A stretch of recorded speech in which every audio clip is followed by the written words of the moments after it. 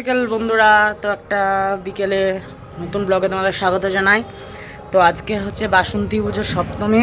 তো আমাদের নবগ্রামে বেশ দুটো পুজো হয় বেশ ভালোই জাঁকজমক করে। তো আজকে নবগ্রামের পুজো আমরা দেখতে যাব না, আজকে যাব পাশলাতে নবগ্রামের সর্বপ্রাচীন বাসন্তী পুজো হয়, চতুর্ভুজা বাসন্তী। তো তোমাদেরকে দেখাবো। তো গতবারও গেছিলাম, আর ওখানে দুর্গা পুজোটাই বেশি বড় করে হয়ে থাকে, এক মন্দিরে তিনটে দুর্গা, তো ওইখানেই হয়। তো দেখতে যাব, বিকেলবেলায় রেডি হয়ে গেছি, সপ্তমীর বিকেল। শ্রীকৃষ্ণ অনিকেত আর দাদাভাই যাবো চারজনে। তো দেখতে থাকো আজকের ব্লগটা। যারা নতুন ভিডিও দেখছো প্লিজ চ্যানেলটাকে সাবস্ক্রাইব করে নিও। তো চলো শুরু করা যাক আজকের ভিডিও। Let's start.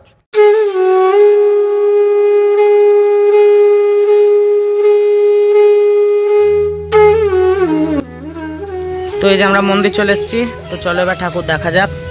দুর্গা পুজোর সময় এই মন্দিরে কত জাঁকজমক, এখন ফাঁকা। তো এখানে বলিদান হয়ে থাকে। তো চলো মাকে দেখাই।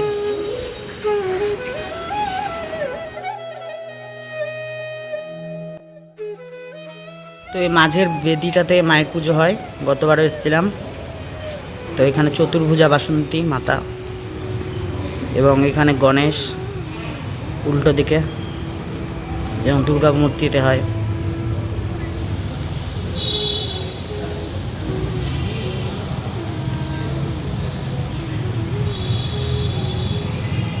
আর এটা হচ্ছে একবারে মেন মা বুড়ি।